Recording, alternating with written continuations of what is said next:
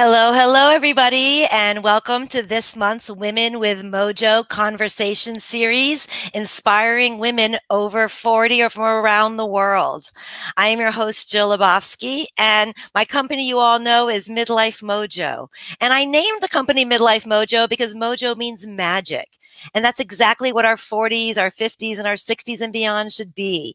Magical, right? Full of adventure, full of passion, sharing our wisdom, our gifts, our life experiences.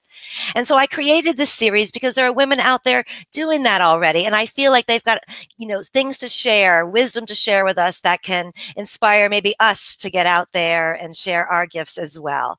So I'm very excited to bring on today my guest, Julie Bishop. And I'm just going to read her bio for you for a quick second, and then we'll bring her on and learn all about her and her beautiful gifts that she's got to share with the world. So Juliana Bishop is a certified master integrative coach specializing in mindset and empowerment. She's trained for several years with spiritual leader and 9-time New York bestselling author Debbie Ford, supporting high-profile clients in embracing the shadow self and sourcing deep self-compassion. She is currently I love this. She is currently a client proclaimed kick-ass coach, empowering multi-passionate individuals that have gone through major life transitions, trauma, and adversity to reclaim their power, brilliance, and passion. Julie utilized her multiple certifications as business coach, massage therapist, Reiki practitioner, energy healer, and sacred geometry to inform her coaching techniques. Julie used the depth and connection of her inner strength to transform all the chaos, pain, and struggle that came from leaving a domestically abusive marriage, transcending a temporary inability to work, and facing homelessness into a thriving life. In addition to her coaching practice, in 2019, Julie founded a nonprofit called Walnut Woods Organization, which empowers women and children who've experienced the devastating impact of domestic violence to thrive mentally, emotionally, physically, spiritually, and financially through natural and holistic programming. But that's not it. Julie is also an author. In her first book, Thrive Anyway, You Can Heal Your Heart, How to Recover from 9 Stages of Grief, Manage stress relief, and create healthy relationships, became a #1 international bestseller on Amazon. And she's also a contributor to 2 other Amazon bestsellers, The Gratitude Book Project, celebrating 365 days of gratitude, and The Gratitude Book Project, celebrating motherhood. She's got a lot. I'm so excited to unpack it all and learn more about her. So let's bring on Julie.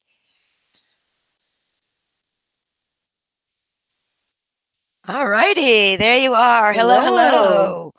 Wow, that was a lot. I'm so excited you're here. Thank you, thank you. Thank you, Jill, for having me on. I'm just so grateful to be here. Absolutely, absolutely. So on my Women with Mojo show, actually in my Midlife Mojo Facebook group, every single week I ask this one question, and it's always the most popular post of the week. So I always like to kind of ask my guests this. I feel like it gives people a little insight, beyond what I may ask. And so I always like to ask this question, just in general, what are either general or in this moment, what are 3 things that you're thankful for? Oh, that's a great question, Jill. I would say that, well, the first thing I've already said is I'm just really grateful to be here with you tonight and to share this experience together and, to shine our lights, you interviewing and me sharing. And I'm really, truly grateful for my family. I have a very large family and 2 incredible children. And I'm grateful that everyone right now is healthy and well and thriving. Mhm. And I guess the other thing I am grateful for is my journey. I mean, I wouldn't be here today if it weren't for everything that I've gone through, and I wouldn't change it. It really, there's just things I've learned all along the way were priceless, and I'm glad. So, I love that. And and that's what I think, my group is for midlife women, and we all have a journey. I mean, if you're 40, 50, 60, you've got baggage. There's stuff. We've been through stuff, right? And we're here absolutely. and we're standing and we're trying. And, if you're tuning into things like this, you want to grow yourself. You want to be better. You want to be the best you that you can be. And so if we don't have those experiences to reflect on, right, then how Right. can we grow into the person we want? So I would Yeah. love, like I said, there's a lot to your story here. So maybe you can kind of let's start in the beginning, a little bit of your Sure. backstory and just kind of, Share that a Sure. little bit for us. Sure. I think when you and I first talked, I know I had mentioned something to you about by the time I was 21, I had kind of had a lot of loss in my life. Over 21 people that were close to me had passed.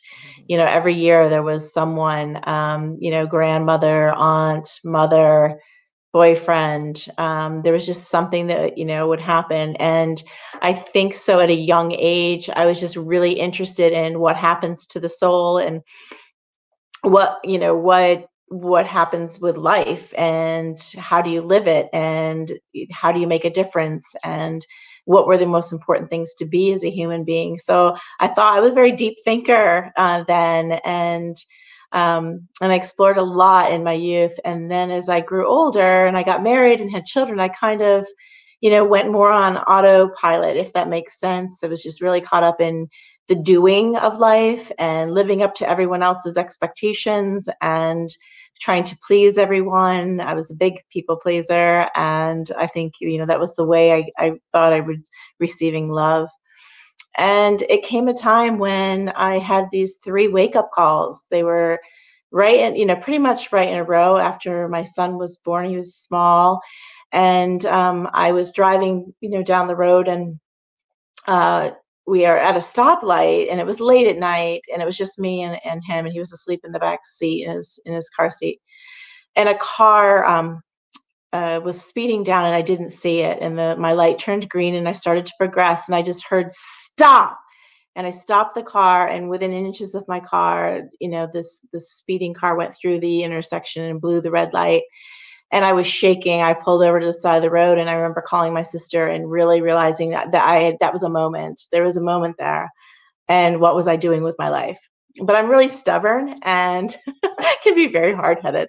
And things kind of went back to normal after that. I mean, yes, I contemplated some deep things, but again, back to the grindstone. I was a VP at a design firm. I was traveling a lot. I was working late hours, really burning the candle at both ends and trying to be superwoman because I was really present for my child. I was trying to be present for my husband and my friends and my family. And really, I was the last one on the list.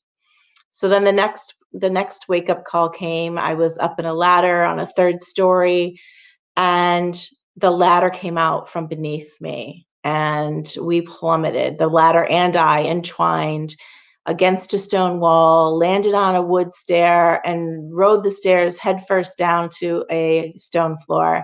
And I lay in a heap. And my 3-year-old at the time was at the top of the stairs screaming, "Mommy, mommy, mommy, are you okay?"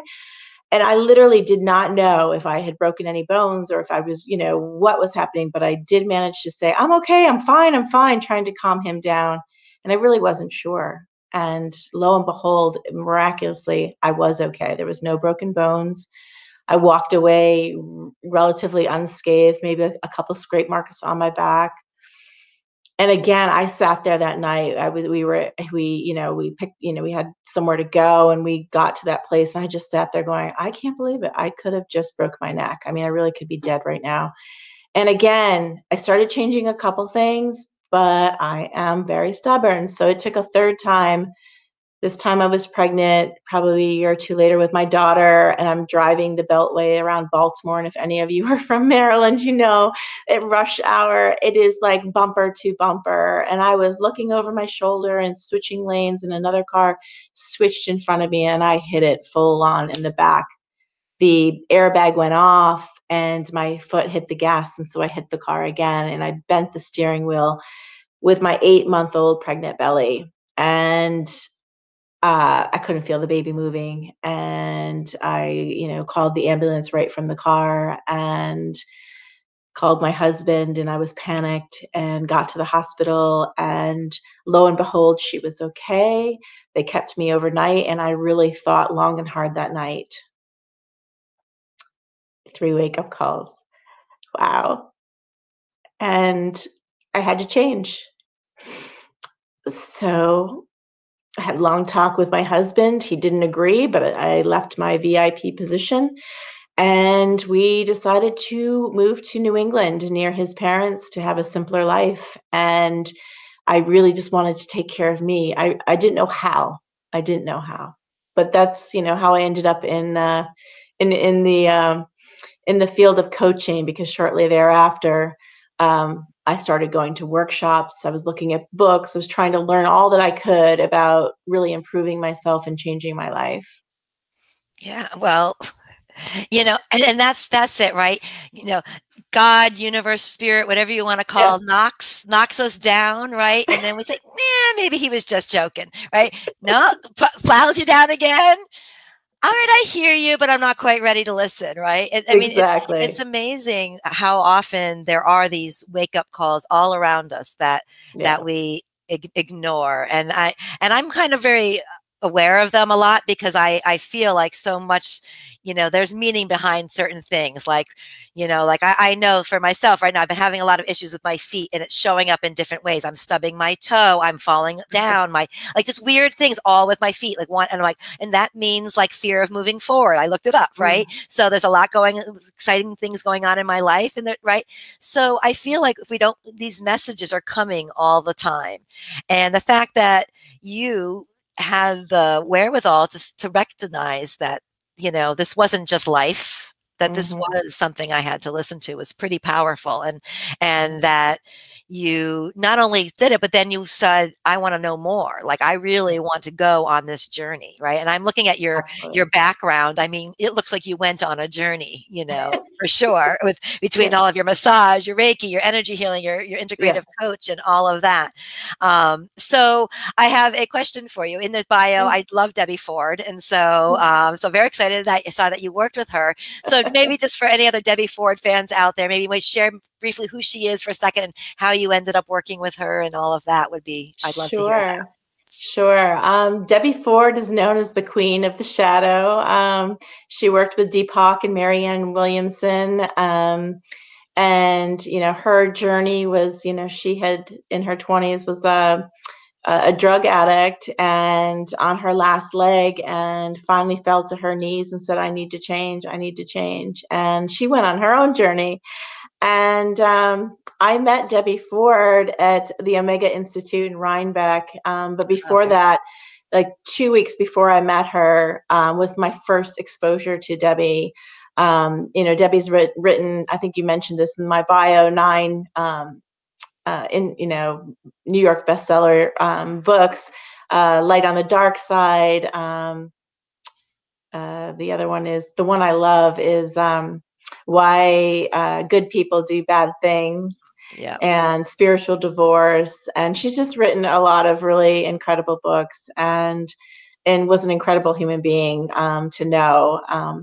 But I came across her book in a free giveaway in my local cafe. And I was like, it had this similar title to my senior thesis in college, which my senior thesis was The Light on the Dark Side, and her book was The Dark Side of the Light Chasers. Yeah. And, she just really gets into Carl Jungian psychology and projection and owning your, truth, and real emotional education. And I was like literally in a couple chapters into the book, I'm like, I have to go hear this woman speak. Like this is revolutionary to me. Mhm. And I went to the Omega Institute for a weekend in 2007, and she blew my mind. I left in 3 days going, that was like 10 years of therapy. Like, I looked younger going home. I like had a cellular change from Wow. the work that we did together. And they introduced us. I got there early one day, and they, talked about their coach training. And I was like, I didn't really have a desire to be a coach, but I sure as hell wanted to go through the training. And I remember going home and, sharing that with my husband, and he not talking to me for a few days, and just couldn't understand why I'd want to do this. And um, I think any kind of change was threatening to him. As eventually we find out that later that it's that cycle that I was in of control and manipulation and narcissism. And it was just so subtle. And, I'd been with him since I was 19. So it wasn't like I really was aware of it. But the more I learned from Debbie, and the more I learned for myself, and the more confidence I realized that it was an unhealthy relationship, and I couldn't coach other people if I was going to remain and be out of integrity. Mhm. So that, yeah. But Debbie, after that, I studied with her for a few years, and then started going to these shadow process workshops that she did around the country, and volunteered as a coach to help in the back of the room, to be on stage to share my story. Yeah. And yeah, she was Absolutely. just a really incredible human Yeah. being. Yeah. Did you hear that, ladies? She was a free giveaway, a book she picked up, and it changed her life. I mean, It right? did. These are the things we talk about all the time in my group, though, right? It's like if you Yes. are out there looking, there are things, but you have to be aware. You can't be going through life with your blinders on, right? You have to, Yeah. there's so many opportunities that are missed because someone Yeah. doesn't take the action, and that's we do talk about that a lot too. Is taking inspired action, right? So somebody else Yeah. might have read that book, felt the same way you did but said, "Oh, but to go there, I gotta leave my kids, and it's gonna cost me money." And by the time the night was over, they had talked themselves out of it, right? But you took that Right. inspired action, and that to me, when you do those things, the only good comes of that. Only good Yeah. comes from that. So that's a great story. I love that. Yeah. So what is you said all? I mean, your story of tragedy before 21, all of this. So just kind of looking back over all that before we kind of get more into what you're doing now, like what would be some Sure. advice maybe you would give to that 20-something-year-old now that you kind of have come the other side of things? The advice I would get is to take care of you. To really listen to your intuition and listen to that gut feeling that you get, because that is going to steer you well. I mean, that is just, it's priceless. I don't know where I lost that along the way, but listening to your intuition and taking care of you is the most important thing. Because if you want to care for others, that's great, but you can't do it on an empty cup. You really have to fill your pitcher first. So I think that's what I would tell her, and not to be so serious. I was so serious in my 20s. But of course, I think after dealing with all those deaths, it's a pretty heavy topic, right? And Absolutely. yeah. And so for me, I think I would tell her to lighten up a little too. I love that. I love that. And I think it is. I think when we are, like you mentioned earlier, superwoman, I think you used the word at Yeah. one, right? Right? Like we're mommy and we're a wife and we're everything is kind of serious, we're Yeah. responsible for little, Yeah. and even, and so as we get older, we can look back, we can reflect, we can let go and just like laugh, enjoy. That's the way it is. And I love that advice of listen to your intuition as well. Yeah. I think as a youngster, I think it is maybe harder to trust ourselves. Maybe that Yeah. could be a part of it. But that's the voice that's there, and whether we choose to listen to it or not. I Um, agree, Jill. I think the other reason is we're just not taught, we're actually taught the opposite, to not listen to ourselves. We're taught you must listen to your teacher, you must listen to your parent, you must listen to the authority figures, which is a good thing. I'm not saying that it's not, but we also need to, that shuts down listening to what's going on inside of you. yeah. So, Yeah. And I think also, as you were saying that, like I was thinking of the parenting and as yeah. parents too. I have a lot of friends and myself, I'm sure as well, who jumped in to help kids when they probably could have helped themselves, answered questions for them. An adult was speaking to them and you speak and give the answers, right? So every time you do those little things to people, that tells them that's okay. We have dogs in our house. It's all good. Oh, good. Don't worry about it. But every time, we do those little things, Right. right. We take away someone's little power a little bit, or we Yeah, tell we them not to trust disable. Yeah. themselves. Yeah. And we don't mean to. So Exactly. I bet you, and I'm going to get into a little bit more of what you're doing. So I'm sure you help people unravel a lot of that kind of thing. So Yeah. let's kind of talk about that a little bit, Sure. so what, as a master integrative coach, what specifically is that, and it's a fancy term. So what does that Yeah. mean? And what do you specifically do? Sure. The integrative comes basically from integrative psychology, and what it is integrating all of who you are. There's so much of us that we shut down. We start out as small children, and we have like this whole array of values and personalities and things that we have access to. And, then you get to be around 4 or 5 or 6 and you're starting to hear, no, you can't do this, or no, you can't do that. And you start shutting down parts of who you are. And that's, we're trying to get love, right? You want to be loved, you want to be cared for, you want approval. So you listen and you shut those things down because you decide that you know, they aren't good, or you shouldn't be like that. And you begin to create that mask that you let the world see about yourself. And the process of integrative coaching is kind of undoing that and allowing yourself to open your access back up to all of who you are. I'm going to use the example of bitch. Like, I was taught to be a nice girl. I was always nice, the little head tilt and, like, smile and, be friendly and be happy and, be jolly, Pollyanna kind of. And I wasn't allowed to access the bitch. So I was really uncomfortable around bitchy people. And, when you integrate the bitch, you have control over it. So, of course, you can use the power that comes with the bitch. Say, you have a contractor in your house and they're not doing their job and they're not doing their job and they're not doing their job. And no matter how nice you are and how sweet you are and you're giving them kindness, and it's not happening. Sometimes you have to, have a little bit more of a backbone and be a little bit more firm. And that feels bitchy to you, but that is the beauty part of bitch. And so it's about embracing and becoming whole and integrating that into your life. So I would say that that's where the word integration comes from.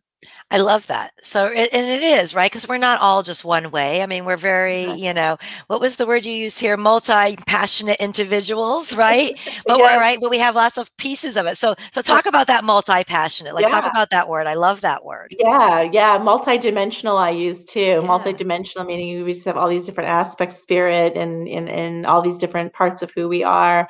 And the multi-passionate is, there's so many people that this group of people, I will say, like, I've noticed in my, business coaching and in different environments where you're told niche down, niche down, niche down. You can, like, focus, focus, focus. But multi-passionate people are just naturally born with a ton of different interests. And it's about finding the right combination to use them in your business, because that's who you are and that's what separates you from other individuals, right? So you've got to fly your own freak flags and be who you are and trust in your truth and be able to let your truth out. And so many of us are felt, people, the way they react, people that are not this way, they make you feel, you kind of feel shamed that you've got all these different varied interests and ideas and things that you love to do. And there's nothing wrong with that. You are not broken. There's nothing wrong with you. You are just a multi-passionate person. You're someone who is made up to, express yourself in a multiple different ways, and finding the rhythm of that and not closing it down and letting it shine is really what I love helping people do, and helping them figure out how to go about it. Like, one particular client is a makeup artist, but she's also about self-esteem. So she's combining the two to make her particular makeup artistry and her coaching about the empowerment of who you are from the inside out. And I think that's a beautiful way of taking someone who's got multi passions and putting them together. Yeah, I love that. And as a multi-passionate person, I really love that because it makes me feel not as odd, right? Always going on the next fun thing. But it kind of goes back to the integrative thing, right? Because Right. so you're taking all of these things, and I know that. So you specifically, that you're a business coach and you help people Yeah. do that. So the ladies in my group, some of them are entrepreneurs, a lot of them aren't, But I always say, you never know, ladies, right? If you've got some multi-passions, you never know what things could turn into. But whether it's a business or not, it's just following that's Exactly. fulfilling in your life. It doesn't have to end up as a career for you to Right. follow multi-passions, I'm assuming. Is that?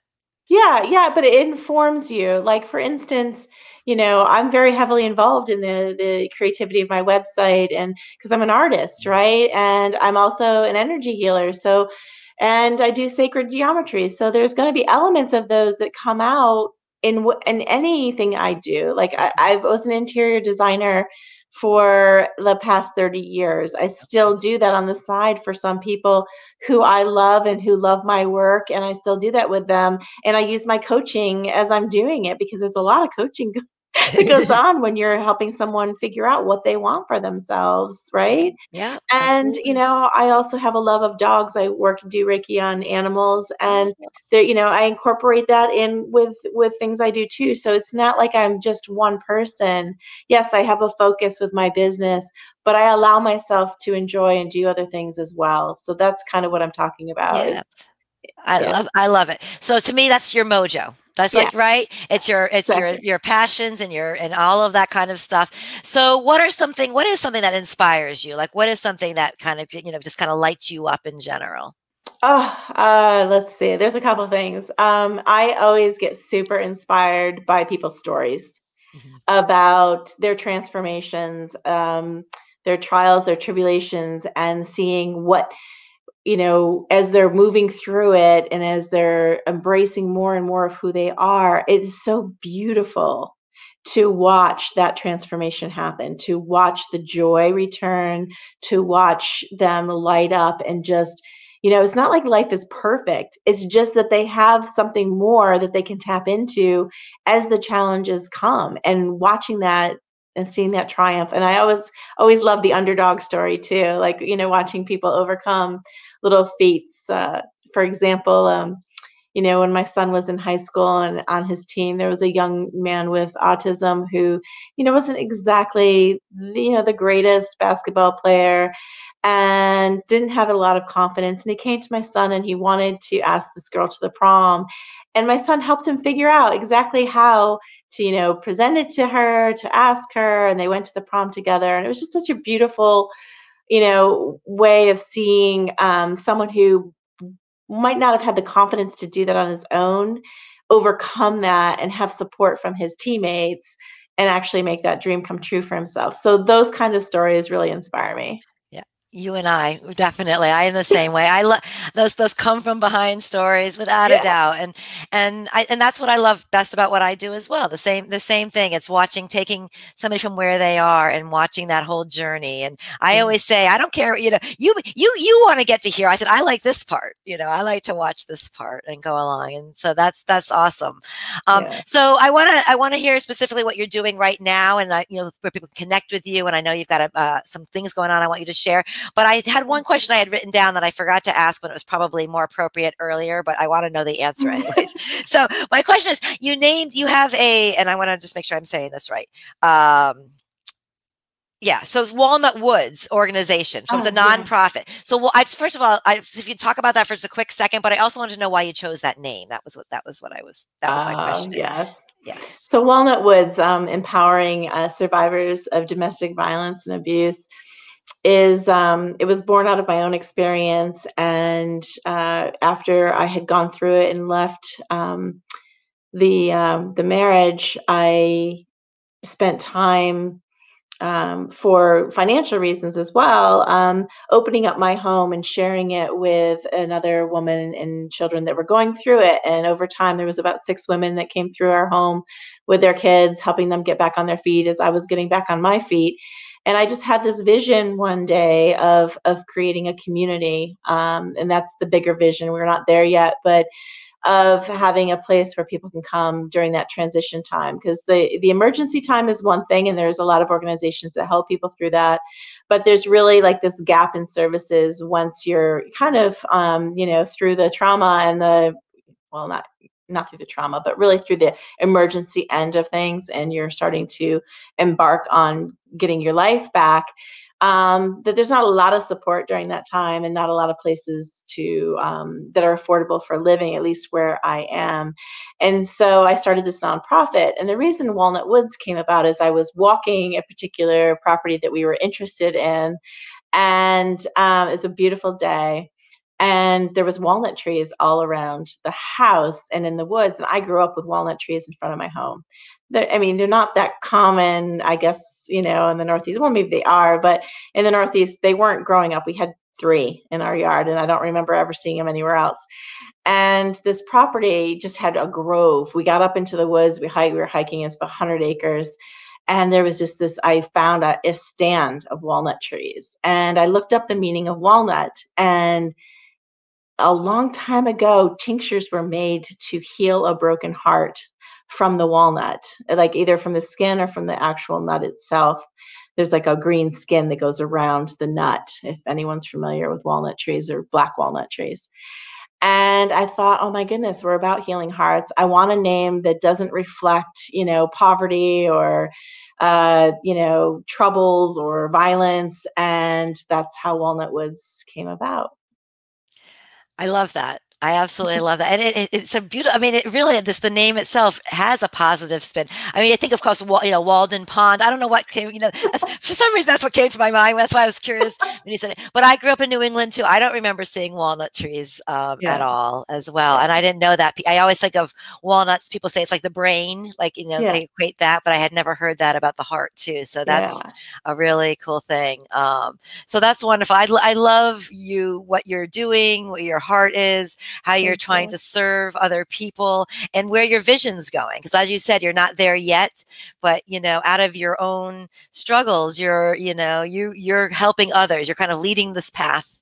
And I always tell everyone, when you're a coach, or you are helping others, you don't have to, be 10 steps ahead of people, right? You just need, sometimes if you're just a couple steps, that's all people need, right? You're kind of, you're just letting them walk in your footsteps just a little bit. So I love what you're doing. So I'm going to come off here so I can get on here and put up your, information on the screen, but I want you just to tell people a little bit about what you're doing right now. I know we talked about you have a master class coming up, so just kind of give us a little bit of stuff about how we can work with you, find you, know more about Julie. All right. Yes, so I have a master class that's going on right now called Unleash and Own Your Truth, and it's really about without apology, just really embracing who you are, what you have to offer, and just the love that you want to give and what you want to put out there in the world authentically, so that the truth of you is really shining through. And that masterclass is happening tomorrow at 12 noon. It's a Zoom class. You can attend from anywhere in the world. And there's another one repeating on Saturday at 10:30 a.m. You can find more about that on my website, julianabishop.com. And it might be easier to just click on the link that's in my Facebook page, which is in Facebook, I'm julianabishop.author. And there's a lot of posts there that have links that you can click on to take you right to the event, and give you more information and get you signed up. So, cool. Awesome. So that sounds great. So I'm glad, that we had to reschedule from last week, but I'm glad we got in before these master classes, because I know after people hear you and listen to you, I'm sure they're going to want to learn more. Absolutely. So I just definitely want to, thank you, Julie. If there's any kind of final words, any kind of final message you want to just share it all, and, Yes. Yeah, I just want to say to everyone out there, you have nothing to prove to anybody else. You can just live according to who you are and your truth, and trust in yourself. You are really just a beautiful soul, and don't let anyone tell you otherwise. And I'm here to help you on your journey if you'd like me to, and find someone else if you need to that you resonate with, but just keep going, keep living your truth. Perfect. I love that. I love that.